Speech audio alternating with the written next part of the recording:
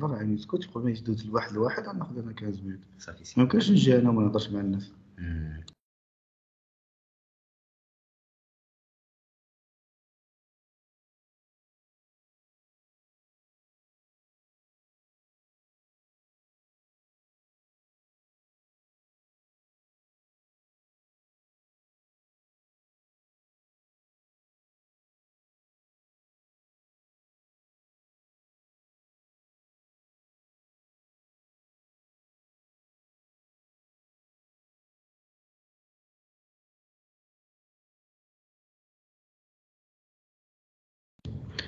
Bonjour David, vous m'attendez un petit moment le temps que tout le monde puisse nous rejoindre et je démarrerai la session dans quelques instants. Oui, oui, pas de souci, Anas. Merci.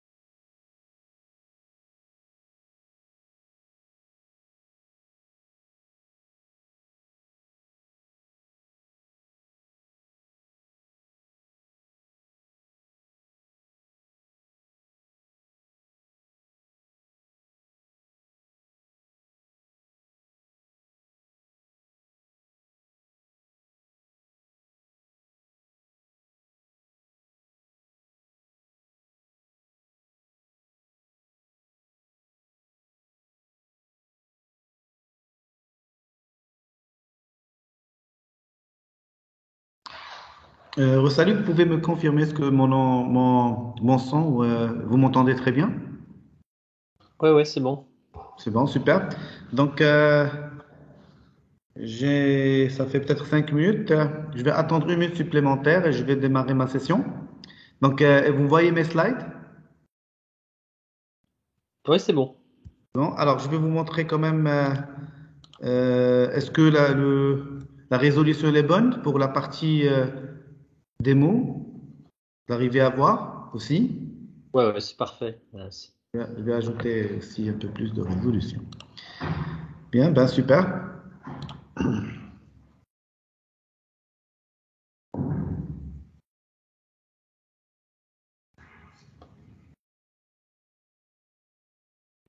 Eh ben, je pense 1 minute est passée, donc je vais démarrer. Ben, merci d'être présent ici à l'AMS Casablanca. Je suis Anas Blabbas. Je serai amené à vous présenter, vous faire découvrir le Azure Data Factory. Et donc, ça va me faire plaisir de vous présenter quelques fonctionnalités avec une démonstration. Donc, ça va être une séance pratique où je vais dérouler un certain nombre de choses. Donc, si vous avez des questions, n'hésitez pas à utiliser le chat. Sinon, bien sûr, j'aurai un certain moment de pause, le temps que, par exemple, de faire un débugage. Ça prendra du temps et donc ça va me donner l'occasion de répondre à vos questions. Si ça vous va, donc super, on fera les choses de cette manière. Bien, donc merci à nos sponsors. Donc, ce slide sympa à le faire. Nos sponsors ici au Maroc, comme Intelico, comme Dynity, où je fais partie. Et je suis votre speaker pour ces 50 minutes.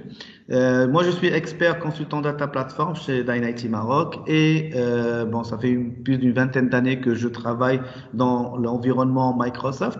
C'est vrai, en commençant avec du SQL en prime et aujourd'hui on arrive sur la partie vraiment Azure, la partie cloud. Et bien sûr, c'est intéressant de pouvoir vous montrer tout ce qui peut être intéressant, de passer de Integration Services vers Azure Data Factory. Alors, avant de démarrer, s'il vous plaît, je vais vous poser une question, du moment qu'on n'est pas nombreux. Est-ce que vous avez déjà entendu parler de Azure Data Factory ou du ADF? Moi, je préfère que je vais parler que de ADF, donc pour dire Azure Data Factory. Vous avez Euh, déjà parlé? Oui, bien alors, sûr. oui, oui, un petit peu pour moi, Anas. Ben, super. Donc, moi, ce que je vais faire, c'est que je vais quand même dérouler parce que c'est une session qui est hybride, en présentiel et là où vous êtes, vous, à distance. Et aussi, ça va être enregistré. Donc, ça va être intéressant de pouvoir quand même dérouler 4 slides pour poser un peu le décor de ADF avant de lancer la démonstration. Et donc, ma première définition que je peux donner à Azure Data Factory, c'est que c'est un service qui est 100% dans le cloud, qui permet de nous aider à exécuter tout ce qui est notion d'ETL, donc ETL pour dire extraction, transformation, chargement, tout en sachant qu'au départ, quand Microsoft a sorti l'ADF, il était beaucoup plus orienté vers un ELT, donc une extraction, un chargement, puis une transformation avec des outils complémentaires comme Power BI et autres. Et ça permet en fait d'avoir aussi la possibilité d'intégrer les données pour créer en fait un flux de travail. Donc, on va avoir la notion de data flow qui permet en fait d'orchestrer le mouvement des données dans le cadre de sa transformation. Et donc, avec l'ADF, donc, on sera amené à créer et planifier des flux de données. Ces flux de données, on va les appeler au départ des pipelines. Donc, je vais donner encore plus de détails. Et ça me permet en fait aussi de pouvoir orchestrer un peu ces 4 process que je vous présente à ce niveau-là.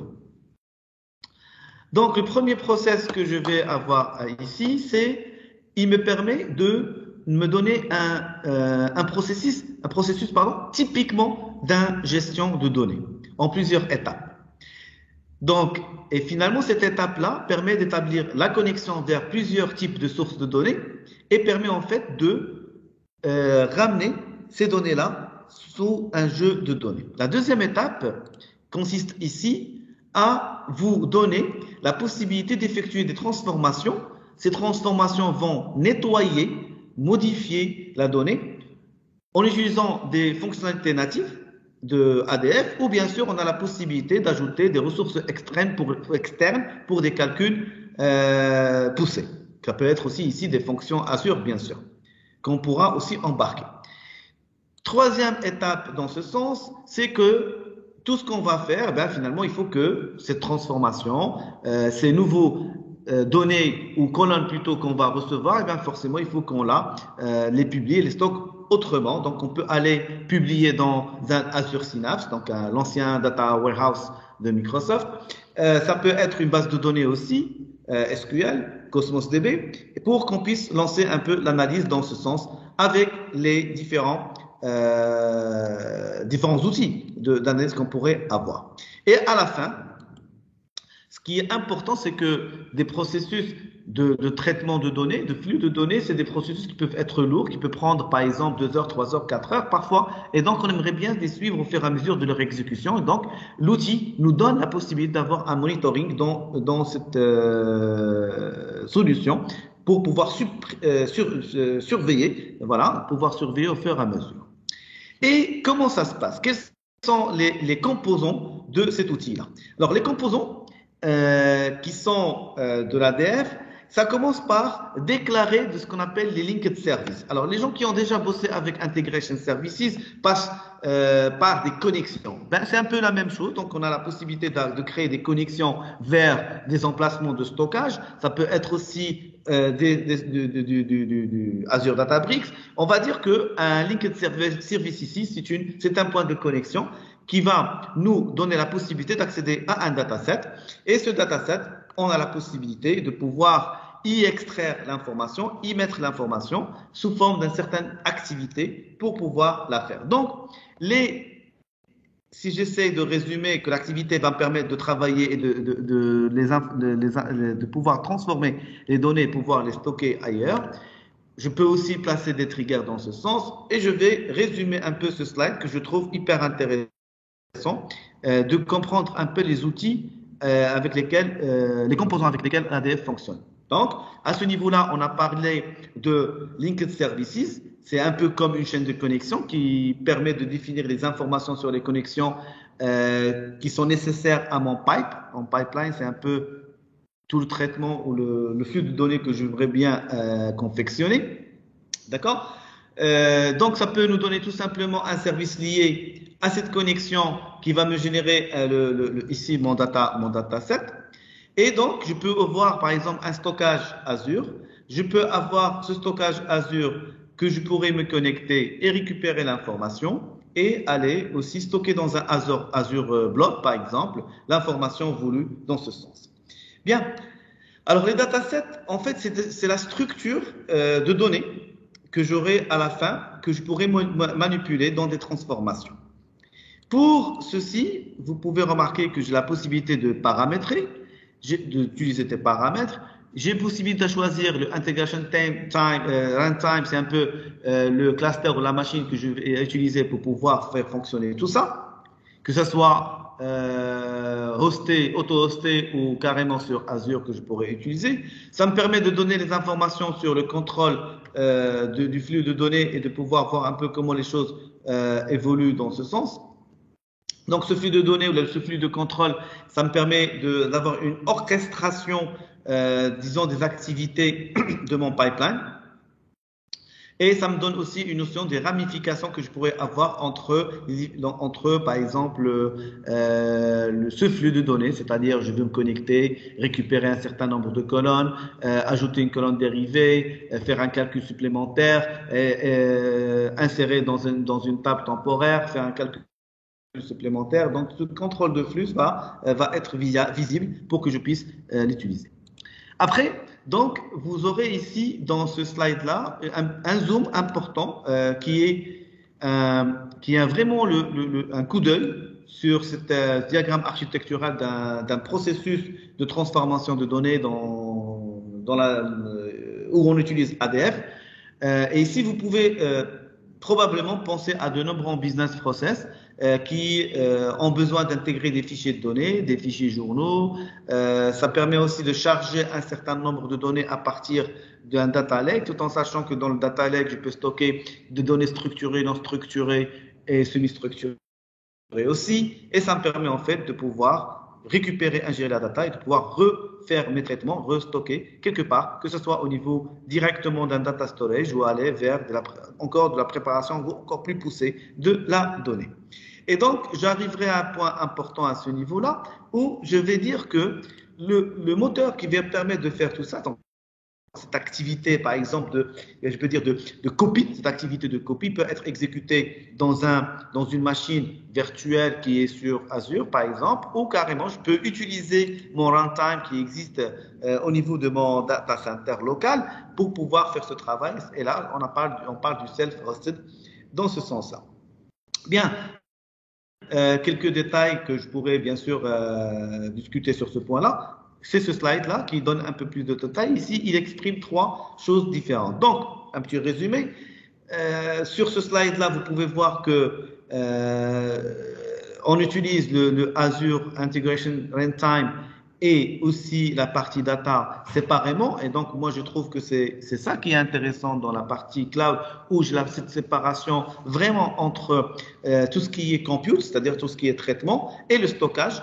L'idée, parce que le stockage ne coûte pas cher chez Azure, vraiment pas cher, d'accord? Et moi, il me reste le choix de choisir quel moteur je vais utiliser pour le traitement selon ce que moi je veux avoir comme euh, capacité ou performance d'utilisation. D'accord? Et donc, ça me permet en fait de dire que le Integration Runtime, un peu, c'est le moteur qui va me permettre d'exécuter le travail de ADF. Ce qui est aussi important à garder c'est-à-dire en tête, c'est que là, je vous présente trois manières de pouvoir faire de runtime.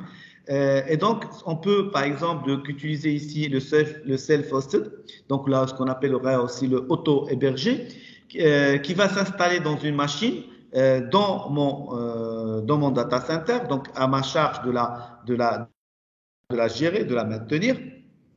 D'accord? Je peux y accéder via du HTTPS pour pouvoir le faire. D'accord? Et si j'ai besoin encore plus c'est-à-dire de puissance, là, je peux remarquer aussi la possibilité de pouvoir demander d'utiliser un SIS, un SIS Integration Services, et ça, c'est vraiment un cluster. Derrière, c'est un moteur Databricks qui est embarqué, et ça permet d'exécuter vraiment des charges qui sont assez lourdes. S'il vous plaît, ne vous amusez pas à démarrer un SSIS Integration Runtime parce que c'est un cluster quand même de 4 machines et ça va forcément avoir un impact sur votre consommation Azure. Donc, si vous voulez tester, c'est bien, mais n'oubliez pas de l'arrêter ou de le supprimer après le test, sinon vous n'aurez plus de crédit dans ce contexte-là. Bien, si vous n'avez pas besoin de cette compétence, donc vous pouvez utiliser ce qui est mutualisé, donc le Azure Integration Runtime, c'est vrai, il est mutualisé et c'est pas cher, mais vous avez la possibilité d'augmenter le nombre de CPU détaillés et ce que je vais vous montrer lors de la démonstration. Alors, préparez vos questions parce que lors de la démonstration, j'aurai des étapes où il y aura un peu de temps, autant que le service me réponde, et je serai amené à répondre à vos questions, soit par chat, soit par micro que vous désirez. Donc, ma démo est la suivante. Donc, je vais me connecter voilà, à mon Azure portal et je vais créer ma fabrique de données. Alors, qu'est-ce que je veux? Je vais aller récupérer sur le web, d'accord, un fichier CSV qui va me permettre de visualiser, d'accord, un certain nombre d'informations sur les films, leur genre, les années et leur rating sur un site qui s'appelle Rotten Tomato, d'accord? Alors, je vais OK? Sur ce site-là, donc vous avez des éléments. Sauf que la manière comment le rating est fait, 61%, ce genre de choses que vous voyez là, je ne fais pas de promo pour les films, mais l'idée c'est que je veux avoir ma propre manière de pouvoir faire ce rating-là. Donc j'aimerais bien récupérer cette information-là, d'accord? La ramener avec moi sur Azure, appeler la fabrique de données ADF et pouvoir faire quelques transformations de ces données-là pour pouvoir les utiliser et ajouter des colonnes qui n'existaient pas. Par exemple, j'aimerais bien avoir le top des films par genre et par année. Or que ici, j'ai pas cette information-là. Sur le film, j'ai le rating du film, tout simplement. Mais moi, je veux ajouter, par exemple, sur cette liste-là, quel est le meilleur film dans la catégorie, par exemple, comédie, d'accord, dans aventure, dans une année bien particulière. Et donc, c'est la transformation que je serai amené à faire pour pouvoir la réussir ensemble avec vous. Voilà donc ce que je vais faire pour ça. Donc, je vais créer ma fabrique de données. D'accord? Alors, fabrique de données où vous pouvez taper directement ici Azure Data Factory. Et là, je suis sur l'interface. Je crée mon environnement de travail ADF. Et je vais choisir un certain nombre de choses. Donc, je pense que j'ai cliqué sur créer. Voilà. Je vais choisir mon abonnement. Je vais créer une nouvelle ressource pour moi. Je vais l'appeler, donc on est novembre, voilà, AMS, AMS ressources groupe. OK. Je vais appeler mon ADF aussi. Ah, donc AMS ADF. D'accord. Et là, vous pouvez remarquer une chose, c'est qu'il y a une intégration assez sympathique. C'est que vous allez remarquer que j'ai la possibilité d'activer l'utilisation d'un dépôt Git pour la gestion des versions. Parce qu'en fait, en général, quand vous allez déployer et publier votre travail, si jamais vous voulez changer quelque chose, eh ben, si vous publiez une erreur, eh ben, tout ce qui a été fait, il va partir en vrac. Donc, ce qui est intéressant, c'est de pouvoir effectivement ajouter ce guide pour pouvoir en fait avoir un système de contrôle de versionning dans votre travail. D'accord? Après, je peux par exemple utiliser un VLAN si jamais je veux accéder à mon environnement local, d'accord? Je peux aussi avoir un point de terminaison public ou privé et je peux aussi chiffrer les données que j'ai sur ce point-là. Donc moi, je vais créer.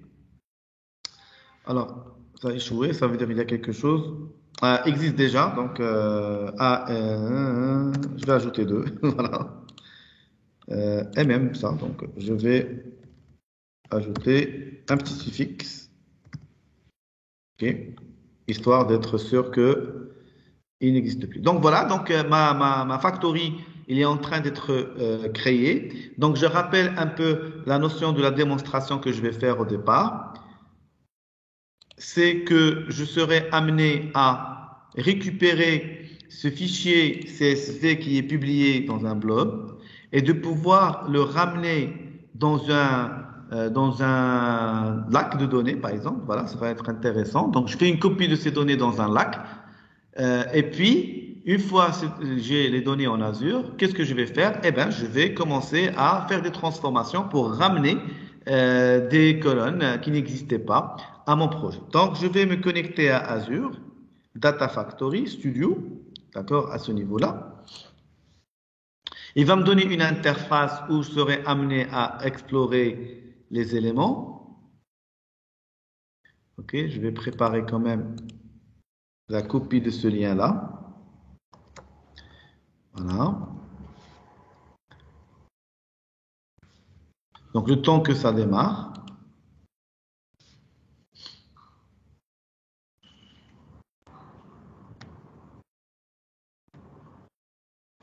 Voilà. Donc, ici, vous avez une interface pour pouvoir, par exemple, configurer un accès à votre Integration Services en local, faire des transformations de données, orchestrer un pipeline ou aller tout simplement faire une copie de données. Bien sûr, vous avez ici la possibilité de récupérer tout ce que vous voulez. Par exemple, je vais commencer par créer mon nouveau pipeline.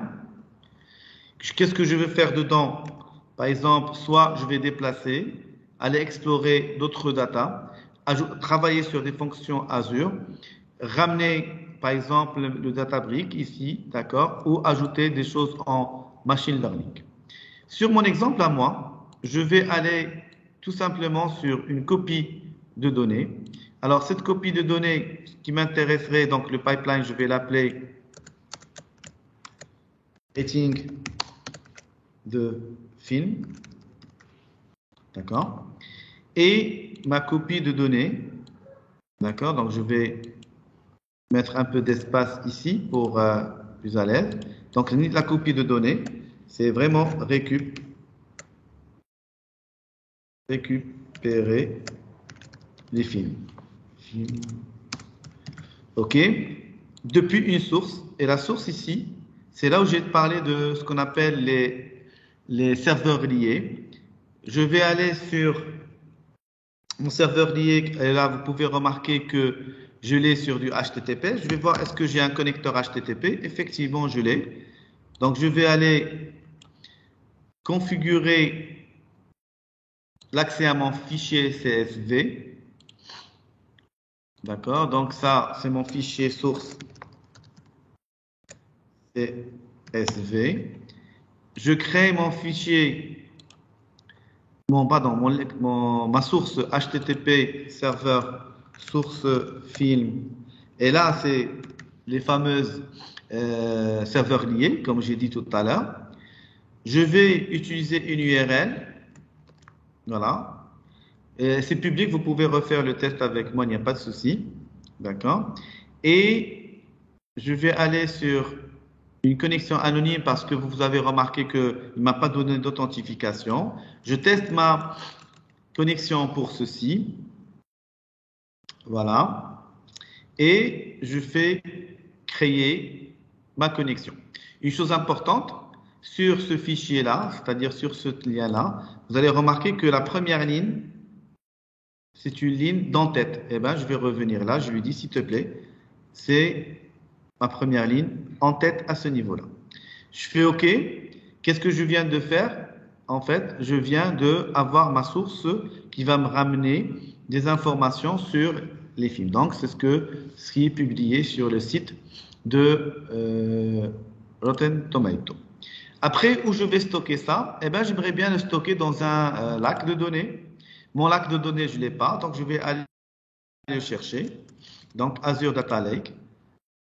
Je le configure pour qu'il puisse stocker un fichier délimité. Et là, ça va être tout simplement mon Azure Data Lake Storage, Azure Data Lake Storage. OK? Et ça va être la source de mes films. OK? Cette source-là, je vais la créer parce que mon Azure Data Storage, je ne l'ai pas. OK? Donc, Azure Data Lake Storage. Donc, Azure Data Lake Storage. Et donc, à ce niveau-là, j'ai la possibilité de pouvoir lui donner un nom bien particulier, d'accord, pour pouvoir le récupérer après pour mon utilisation. Donc, source, pour moi, ça va être ma source de données. Donc, source de film. Dans mon exemple, je vais l'appeler source de film. Est-ce que je vais utiliser pour que je puisse le faire? Sauf que je ne l'ai pas. Donc, je vais aller sur ma liste ici. Je vais utiliser, par exemple, soit une qui existe déjà, soit je vais en créer une autre. Donc, ça serait intéressant de pouvoir, à ce niveau-là, créer une autre pour pouvoir en utiliser les choses. Donc, c'est un compte de stockage. Ce compte de stockage, je lui donnerai un nom. Donc, j'attends l'interface qui me relance. Et je choisis ma souscription.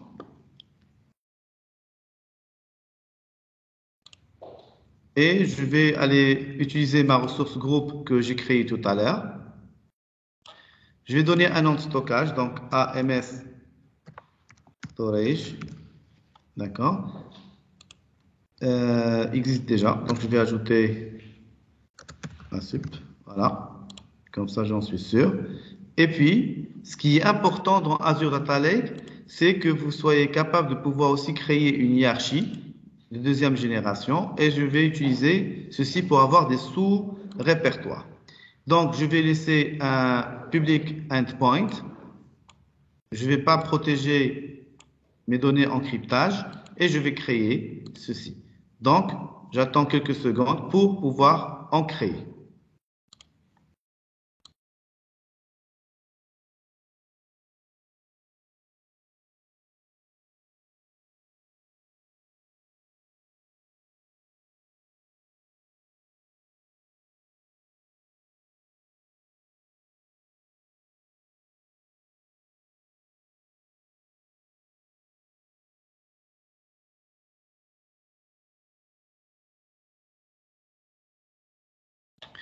Donc, la ressource, elle est en cours de déploiement.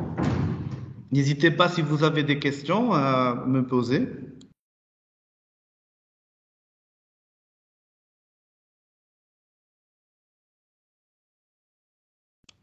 Ben, si on n'a pas, donc voici ma ressource.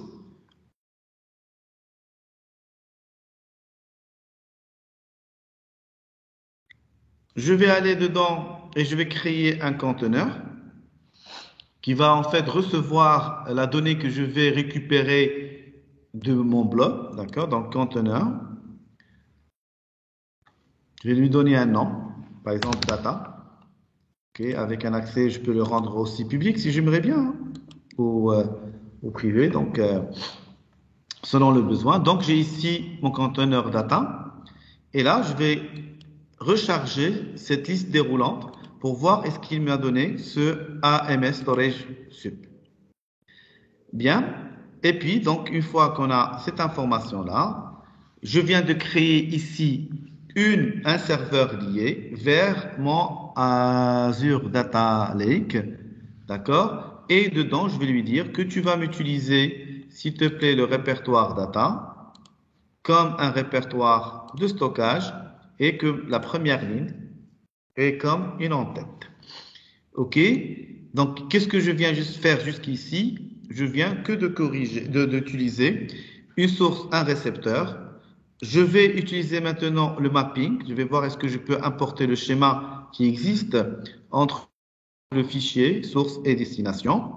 Il n'y a pas de paramètres dans ce contexte-là. Et qu'est-ce que je fais? Ben, je vais faire un petit débugage, histoire de voir est-ce que mes données peuvent fonctionner. Donc, le débugage, pardon, va démarrer. Vous pouvez remarquer ici en attente. Vous pouvez, bien sûr, au fur et à mesure, avoir une idée de ce qui se passe. Et bien sûr, le résultat que je m'attends, c'est qu'à l'intérieur de ce blob-là, j'aurai les données ressenties dedans. Déjà, il commence à pouvoir me les donner. D'accord? Je clique pour voir un peu ça a l'air de quoi. OK. Je peux cliquer sur modifier là pour voir.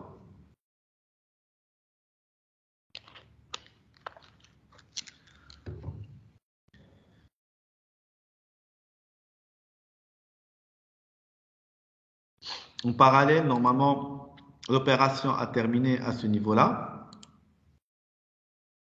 Voilà, et les données, je les ai récupérées aussi à ces données. OK? Bien, donc je continue. Qu'est-ce que je viens de faire maintenant? Je viens de tout simplement que récupérer les films dans un Azure Data Lake. La suite, c'est quoi? La suite, c'est que je vais publier cette étape-là parce que jusqu'à maintenant, j'ai réussi à la faire. Et après, je vais faire mon data flow pour pouvoir orchestrer les différentes étapes qui permettent de par exemple, me sélectionner que les colonnes qui m'intéressent, de filtrer que sur par exemple, les films ou les années des films qui m'intéressent, de pouvoir aussi récupérer un nouveau jeu. D'accord? Vous pouvez remarquer une chose, par exemple ici. Quand vous pouvez voir, il y a par exemple comédie western. Il y a aventure, romance et western. Il y a par exemple, moi ce qui m'intéresserait, c'est de pouvoir prendre que la première, d'accord? Que la première, disons, genre de film et de l'utiliser. Donc, vous pouvez remarquer que les genres ici, c'est vraiment ces trois étapes. Nous, ce qui m'intéresse, qu'une seule, par exemple. Et après, donc, ce serait intéressant de pouvoir créer des colonnes d'agrégation, particulièrement par rapport aux besoins de mon client, par exemple. Donc, c'est pour cela que je vais aller créer, dans ce cas, un jeu de données. Donc, je peux venir là, je peux le créer par ici, par exemple, ou faire glisser celui-là. Donc, je vais créer un nouveau jeu de données, un flux de données par exemple. Je lui donne un nom, transformation in, voilà. Et je peux revenir sur mon pipe, ici, je peux le faire glisser et que le résultat de la copie devient ici le input de la transformation. Donc, je clique pour pouvoir en fait aller dans plus de détails. Quel détail? C'est là où je vais être amené à créer, disons, les étapes nécessaires à ma transformation. Donc, qu'est-ce que je veux? Donc, je vous rappelle que j'ai récupéré ici des données. D'accord? Je vais, par exemple, voir qu'il y a des films de 1915. D'accord? Il y a des films de 1922. Je vois que, par exemple, je ne peux pas les comparer avec des films de... Là, j'ai récupéré que les 1000 premiers, donc de 2015, 2019, je ne peux pas les comparer, ça n'a pas de sens. Et donc, je serais amené, par exemple, à ne récupérer que les données des lignes qui m'intéressent, c'est-à-dire que on va choisir 1950, par exemple. Et je veux avoir les meilleurs dans chaque catégorie. Donc, je dois créer ces catégories-là. Donc, je vais utiliser forcément des groupes by dans ce sens-là. Donc, première des choses, quelle est la source de ma donnée? Et là, vous pouvez remarquer que pour pouvoir tester, je dois créer, en fait, lancer le débogage de flux de données. Ça veut dire, je vais créer un moteur qui va me permettre de faire toutes les transformations et de voir de traiter les transformations dont j'ai besoin, ne serait-ce que même les aperçus de données. Et donc, ça va me prendre 2, 3, 4 minutes, 5 minutes pour que ça démarre. Donc, ça serait intéressant, si vous avez des questions, je peux les prendre tout de suite. Et donc, je vais vérifier est-ce qu'il y a dans le chat des questions.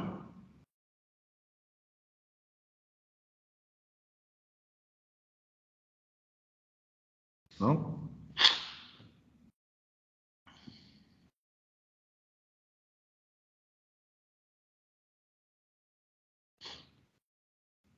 Sinon, vous pouvez prendre la parole et vous poser des questions qui vous intéresseraient ou quelque chose qui n'est pas clair pour l'instant. Donc ici, comme j'ai dit, débugage de flux de données, ça veut dire que je vais demander ici la création d'un certain nombre d'une machine virtuelle avec une certaine performance pour pouvoir faire exécuter les transformations dont j'ai besoin, le traitement dont j'ai besoin pour le faire. D'accord? Et qu'est-ce que je serai amené à faire? Donc, les étapes seront comme suit. Donc, je vais, par exemple, en premier, éviter, par exemple, d'utiliser ce rating. Par exemple, ce rating de 61-75, c'est pas ce que je veux. Donc, je vais créer mon propre rating. D'accord? Puis, vous pouvez remarquer qu'il y a ici roten avec un N et là, l'entête me dit avec un O. Donc, je vais faire ce changement. Toutes les données ou tous les films qui sont inférieurs, par exemple, à 1950, comme ici 45, je ne vais pas l'utiliser. Donc, je vais utiliser que les nouveaux films. Comme ça, je vais faire ma propre comparaison. Une étape supplémentaire consiste à récupérer, donc à créer un nouveau jeu, un nouveau genre. Au lieu d'avoir genre qui est composé de 2, 3, 4 par exemple, je vais utiliser un genre premier que je vais récupérer que cette première partie. Et donc, je serai amené à voir plusieurs films qui sont catégorisés dans le genre action. Et dans ces genres action, j'aimerais bien avoir quel est le premier, le deuxième, le troisième, par exemple. Et donc, j'aimerais bien faire un classement que par exemple, par année et aussi par premier genre. D'accord? Et puis, le résultat, je vais essayer de le stocker dans un serveur SQL. Et donc, ce serveur SQL, donc, je vais quand même aller le préparer en parallèle. Donc, je vais me connecter à mon portal. J'ai un serveur SQL déjà prêt que j'ai instancié d'une manière simple. Donc, j'ai créé un Azure SQL Server. Je vais le chercher. Donc, Azure SQL Server. Voilà, j'ai une base de données qui s'appelle DBA Sup. D'accord. Je vais vérifier son état pour qu'elle soit démarrée parce qu'il est mode serverless. Donc, j'attends que ça démarre. Voilà. Ce serveur-là, je vais l'utiliser. Donc, je serai amené à copier aussi son URL. Déjà, je rentre pour voir est-ce qu'il est fonctionnel. Et bien entendu, je pense que j'ai changé mon adresse IP, donc mon adresse IP. Donc, il faut forcément que je l'ajoute. Alors, il est en pause, comme vous pouvez remarquer à ce niveau-là. Donc, ma base, elle est en pause. Donc, il faut que je l'active un petit peu. Donc, tout ça en attendant que mon Azure Data Factory démarre la machine de débugage. Et donc, moi, je vais ajouter mon pare-feu ici, ma nouvelle adresse que je viens d'utiliser dans la salle de... Voilà. Excusez-moi, je l'ai fait ça deux fois. Donc, je vais ajouter ceci dans mon pare-feu. OK. Je vais quand même voir est-ce que il peut se connecter à ma base.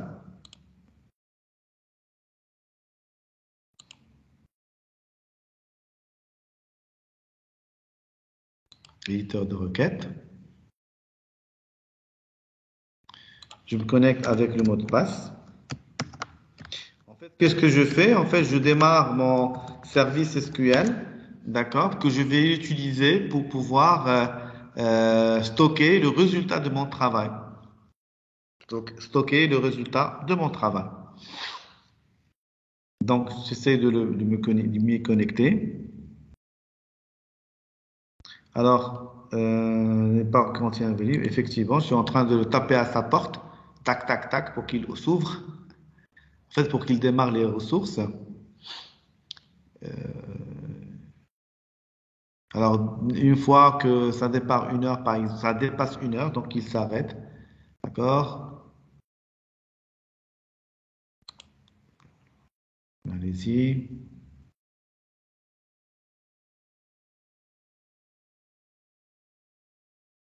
Encore une fois.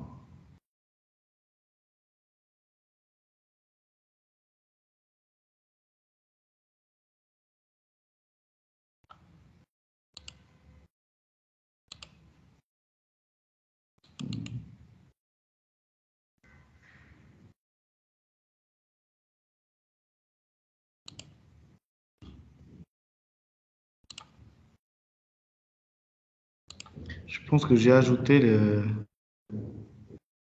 hein, quarantaine, je pense. C'est nouveau. Ok. Ok, j'ajoute le pare-feu, encore une fois. Je reviens. Moniteur, donc il faut toujours quelques petites minutes nécessaires pour que je puisse démarrer le serveur. Voilà, ça a démarré, ça m'a donné la table, il y a quelques tables qu'il a. Super. Donc, je continue pour voir est-ce que le mode débugage effectivement a démarré. Donc, j'ai une machine maintenant, j'ai du compute qui est capable de m'aider à ici à pouvoir faire mes transformations. Et donc, je commencerai par une source, à identifier la source de données. Donc, je remonte un peu l'espace de détail. Ma source de données, c'est quelle? Et là, c'est mon Azure Data Lake, OK, que je récupère dedans, mes informations. J'ai pas forcément d'option assez particulière que d'aller vérifier que la source, c'est le répertoire data, d'accord? Et que ici, j'importe la projection, ça veut dire j'importe un peu les différentes colonnes qui existent dans ce schéma, tout en sachant que je dois vérifier absolument qu'il a ramené l'entête des différentes colonnes, parce que ça va être ces colonnes-là que je vais identifier dedans les informations, les mappings entre la source de départ et la destination des données. Je ne sais pas ce que c'est quelqu'un. Oui. Ouais, ça travaille, donc il a ramené tout ça, ben super. Il n'y a pas d'optimisation particulière parce que je ne suis pas sur un grand jeu de données. Et voilà, donc, comme final, j'inspecte, il y a 6 colonnes. Et je peux faire aperçu de données. Si j'avais pas démarré mon débugage ici de flux de données, l'aperçu de données va ne rien me donner. Il ne sera pas, c'est-à-dire il n'y aura pas un environnement où il va détailler, où va traiter cette activité d'aperçu de données. Là. Donc ma source de données continue à fonctionner.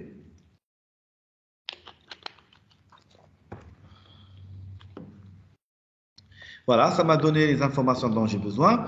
Et c'est comme ça que je suis en train de vérifier, par exemple, que finalement le rating qui est là ne me suffit pas. C'est pas ça ce que je veux, donc ça m'intéresse pas. Je vais pas la récupérer. Et aussi ce niveau de Rotten Tomato, donc je vais corriger le E qui va remplacer le O qui est là. Et donc c'est pour cela, je vais ramener une sélection, donc sélection de données.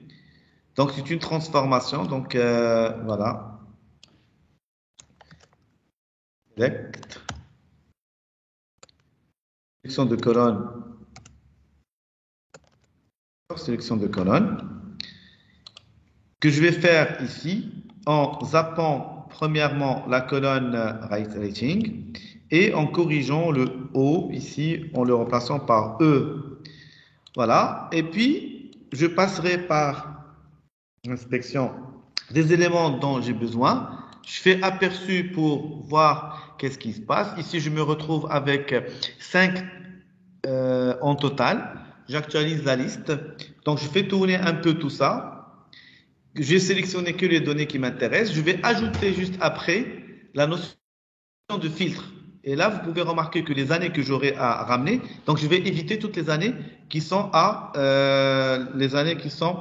inférieures à 1950. Donc, comme vous pouvez remarquer dans la liste qui est là, la correction a été faite. Je ne récupère plus rating. Et là, vous avez remarqué que vous avez que des données inférieures à 1950. Donc, qu'est-ce que je vais faire? Je vais appliquer un filtre. Et là, je vais remarquer qu'il y a un filtre avec moi. Et il va me donner la possibilité de ramener un générateur d'expression. Donc, le générateur d'expression à ce niveau-là, ça va me permettre d'utiliser mes expressions comme ici. Je veux que hier soit supérieur à 1950. Voilà, 1950. Et je vais enregistrer, voir un peu l'aperçu que je vais faire. Et bien sûr, le résultat attendu à ce niveau-là, c'est que je sois capable de ne voir que les films supérieurs à 1950. Donc, tant que ça se prépare, donc effectivement, je 1951, etc. Excellent. Donc, je passe donc ici le filtre, paramètres de filtre. Donc, je vais filtre sup 1950. Histoire de bien faire les choses. Voilà. Après, donc, qu'est-ce que je serai amené après le filtre? Eh bien, je vais aller maintenant attaquer la notion de récupérer, par exemple, que le premier genre. Donc, quand je vous ai dit et expliqué là, vous pouvez remarquer que le genre, c'est-à-dire la colonne genre, il y en a plusieurs. Et moi, je serais amené, par exemple, à faire un group by par action, par genre romance, genre aurore, etc. Et donc, ça serait intéressant de pouvoir ne plus garder que cette première partie. Quand vous pouvez remarquer qu'il y a un délimitateur, et donc je vais profiter de ce délimitateur-là pour pouvoir en extraire que la partie gauche de cette colonne. Pour cela, je reviens, excusez-moi, ok.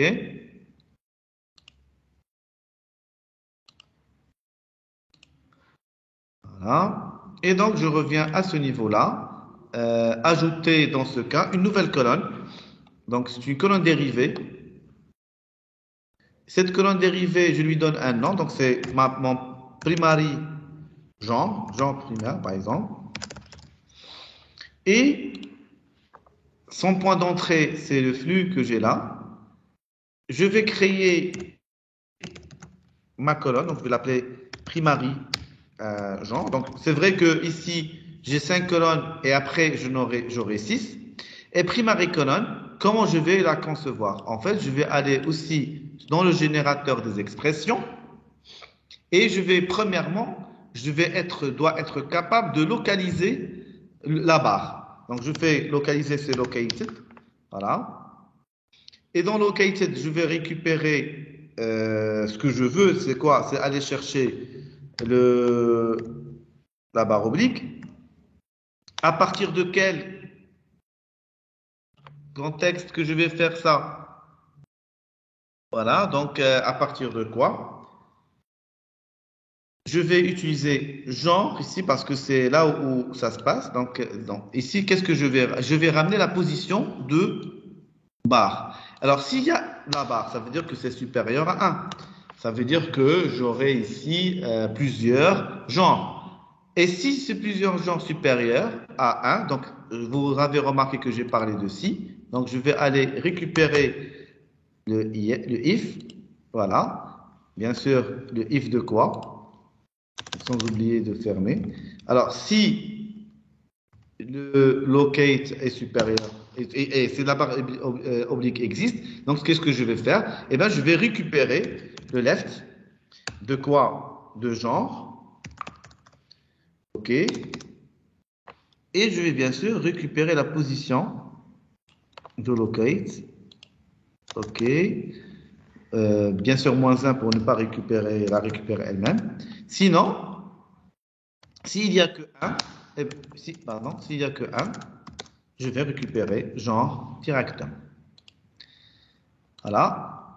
J'ai pas de choses rouges soulignées. Donc, c'est bon. Je pense que c'est bon. Donc, je vais faire un aperçu de données pour voir effectivement est-ce que cette colonne nouvelle que je viens de créer, effectivement, c'est-à-dire me restitue que la première partie de genre. Donc, j'ai une nouvelle maintenant colonne qui s'appelle primary genre que je vais forcément exploiter pour pouvoir faire des groupements, des agrégations et pouvoir faire des ratings différents du rating qui m'a été proposé. Ici, qu'est-ce que j'utilise? Si je reviens un peu au slide que j'ai ici, c'est que je suis dans le Azure Integration Runtime, donc je suis dans un mode mutualisé, donc c'est pour cela. Ça prend un peu plus de temps à s'exécuter dans ce sens. Voilà, donc j'ai effectivement ici, vous pouvez remarquer, j'ai que le premier genre qui a été fait, donc ça me permettra d'utiliser primary genre avec l'année comme des agrégateurs, comme des groupes, comme l'utilisation de group by par exemple. Et donc c'est pour cela, je vais commencer à utiliser la notion disons, à ce niveau-là, je serais amené peut-être à utiliser la fonction fenêtre parce que je vais isoler qu'une partie des informations qui m'intéressent à utiliser. Donc, la fonction fenêtre existe, donc le window. Voilà. Dedans, donc, j'aurai ici, je vais l'appeler une fenêtre pour le nouveau rating. Voilà. Donc, ça va être que vraiment pour le nouveau rating. Sur quelle colonne je vais utiliser? Eh bien, sur cette primary genre que ça m'intéresse. D'accord. Et je vais aussi ajouter hier pour vous dire que, en fait, ceci, ça va être mes éléments de tri, hein, mes éléments de tri que je serai amené à utiliser dans ce sens. OK? Voilà, donc c'est mes deux éléments de tri. Et ce qui m'intéresserait, que le tri soit dans un mode décroissant de quoi? Par rapport au rating que j'ai. Par rapport au rating que j'ai donc la colonne rating. Donc c'est une colonne, vous pouvez remarquer, qui vous donne le rating par rapport au site web, pardon, par rapport au site web.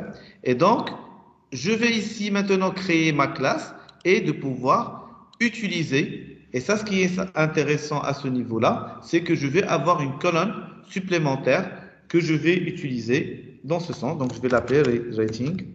Et j'utilisais bien sûr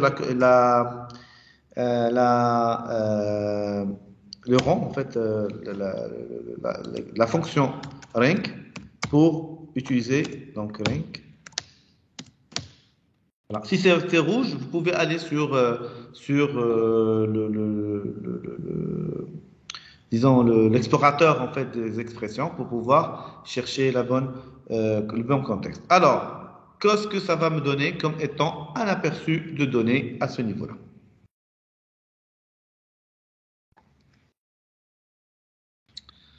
Voilà, voilà. Donc, le temps qu'il traite un peu la transformation que je lui ai demandé pour me faire la chose. Bien. Qu'est-ce que je peux avoir à ce niveau-là? Donc, je viens de créer primary genre, certes, rating rang, et vous pouvez remarquer une chose, donc ça apparaît, voici un petit exemple sympa, 1956. Pour action, par exemple, il y en a trois. L'ordre, vous remarquez 62, 65, 67, 51. Le premier, le deuxième, le troisième. Donc, ce serait intéressant quand même de pouvoir faire une agrégation par année et par primary genre et de voir ici le rating. Donc, c'est pour cela, la fonction window m'a donné ça, mais je vais ajouter la notion de group by, etc. Ici, c'est des fonctions d'agrégation. D'accord? Donc, je vais utiliser la notion de groupement. D'accord? Donc, je vais utiliser la notion de groupement et d'agrégation. Bon, je vais laisser de groupement. Voilà. Une notion de groupement, et donc je vais grouper par quoi à ce niveau-là? Ben, c'est toujours la même chose. Qu'est-ce que je peux grouper? Eh bien, je vais grouper par le genre et, donc primary genre et année. Hop. Ici. Année, voilà. Et je crée des nouvelles colonnes qui m'intéresserait dans mon travail à moi ici. Par exemple, je serais amené par récupérer la moyenne du rating. D'accord? Je vais aller sur l'expression ici de moyenne. Donc AVG, sûrement. De quoi? Eh bien, c'est l'AVG du rang qui m'intéresse. Et là, je récupère le chiffre qu'on utilise ici, c'est le Rotten Tomato. Voilà. Après, j'aimerais bien récupérer dans chaque fenêtre, je veux récupérer le top film. Donc le top films. Et donc ça va, je vais utiliser first. Voilà, first quoi? First title. Je pense que title n'a pas d'S. Voilà.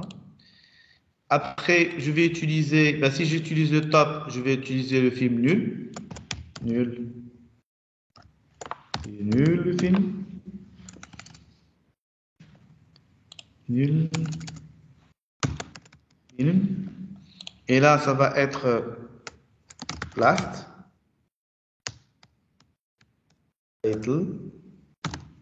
Voilà. Alors, ça veut dire que c'est mal écrit. Donc, je vais ouvrir l'opérateur pour voir last. C'est ça, last. Donc, je vais supprimer et refaire. Donc, je sais qu'il y a last. Last, voilà. Et à l'intérieur, quoi? Title. Title. Voilà, j'en suis sûr que ça marche maintenant. Et puis, j'ajoute une autre colonne. Par exemple, ça serait de dire que je suis le premier d'une série de 20 personnes. C'est comme je suis le premier de 3 personnes. Donc là, c'est important, par exemple, d'ajouter ici le nombre de films cette année-là par genre. Et donc, je vais appeler le count pour ça. Donc, je fais du groupage, je fais de l'agrégation. Super. Donc, je vais aller sur opération d'aperçu de données pour voir qu'est-ce que je pourrais avoir comme contexte.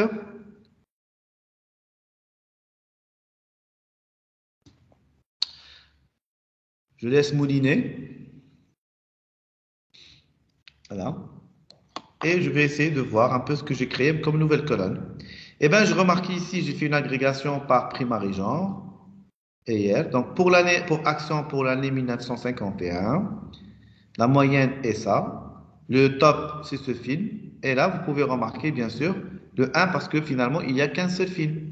Par contre, si je reviens vers l'année 56, il y avait 3 films, comme on a pu voir. Le meilleur, le nul, par exemple. Donc, c'est ce que m'intéresse. Donc, une fois que ces données, ces colonnes m'intéressent, qu'est-ce que je fais? Ben, ça serait intéressant de pouvoir les stocker. C'est pour cela que j'appelle ici une fonction qui va me permettre de faire les modifications en ligne des données. D'accord? Modification de la donnée. Et qu'est-ce que je serais amené à faire? Et là, je vous présente quelque chose qui est assez sympathique, le AppSer. Le AppSer, c'est l'insert et en même temps le update. Alors, c'est quoi le AppSer-ci? Si tu trouves la donnée qui existe déjà, eh ben, tu la mets à jour. Si tu la trouves pas, tu l'insères. Et donc, c'est assez sympa d'utiliser ceci pour ce contexte-là. Et donc, je l'active à true. Donc, je le mets à true. Comme ça, j'active cette notion-là. Donc, il n'y a pas d'optimisation à faire, ni d'inspection. Et là, bien sûr, il n'y a pas de données modifiées dans la liste. Mais vous pouvez remarquer au niveau ici de Appster, il va me communiquer, par exemple, du moment que c'est la première fois qu'on l'a utilisé, donc forcément, il y aura des données à faire à ce niveau-là.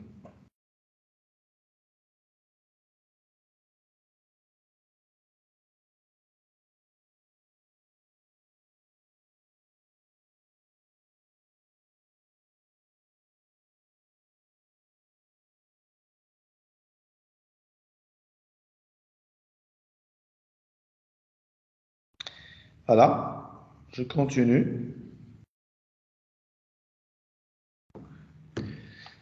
mes données là. Donc, vous pouvez remarquer du moment que la partie ici aperçue de données ne ramène que les 100 premières lignes, donc il me l'a ramené. Donc, qu'est-ce que je fais ici? Eh bien, il me fait tout simplement la dernière étape, celle de récepteur, c'est-à-dire le stockage de données. Hop. Dans le stockage de données, eh bien forcément, d'accord, ici, destination,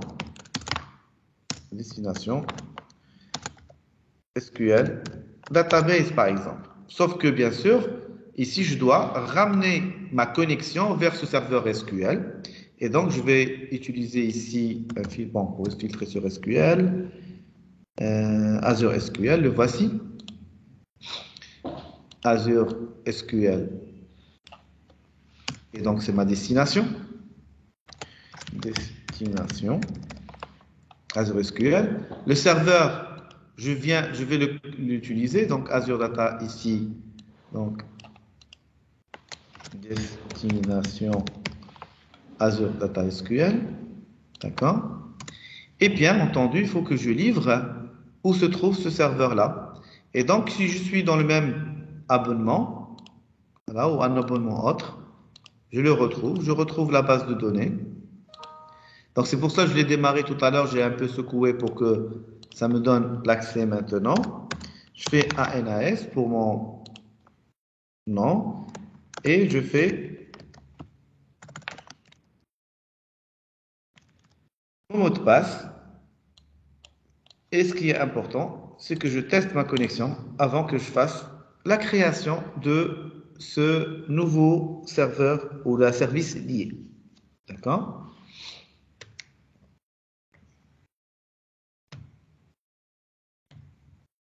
Voilà.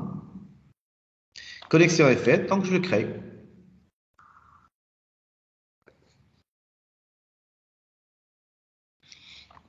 Je peux soit utiliser une table qui existe déjà, d'accord? Soit en créer une, par exemple, je vais utiliser cette table 3, d'accord?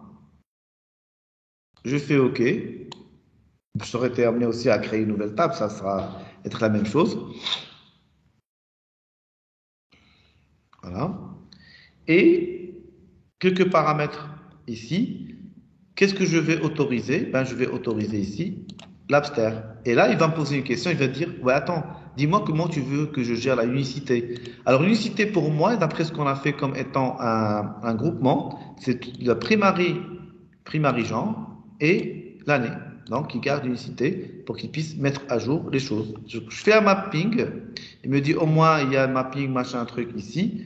Alors là, il faut que je lui dise, attends, ne me fais pas un mapping automatique, d'accord? Tu me réinitialises un peu les entrées. Et là, par exemple, quel est le nom de le top rating que j'ai moi dans la table? Ça s'appelle comment chez moi? Top film. Et nul rating, moi je l'appelle, et je l'ai ici, nul film, par exemple. Et voilà, donc le mapping, je pense qu'il est correct à ce niveau-là. Il n'y a pas d'optimisation à faire. Et je fais une actualisation de données pour voir le résultat des différentes colonnes que je vais stocker dans ma table 3 au niveau de mon Azure SQL Server.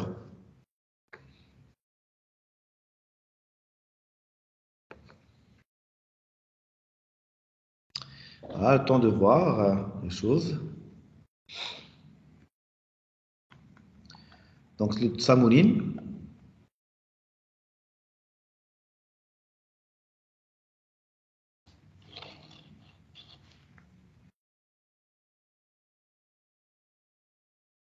Voilà, ça me donne un peu une idée sur ce qui se mettre dans ma donnée. Si c'est bon, eh ben, je clique sur tout valider histoire d'avoir une idée s'il y a des erreurs. Je publie tout. Voilà. Et ferme ça. Voilà. Publication effectuée, super. Ce que je dois faire, donc je vais aller sur mon serveur, aller sur ma table test, OK, et pouvoir extraire mes données à ce niveau-là. Voilà, les données ont été récupérées, ben super, ça fait plaisir.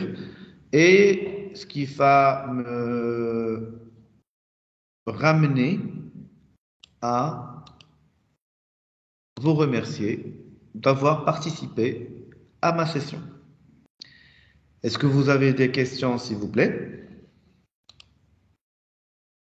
sur ce point-là? Merci beaucoup. Sinon, donc, si vous n'avez pas de questions, donc, je pense que c'est un enregistrement qui va se faire, il va être publié. Et donc, c'est une démonstration pour vous donner une idée.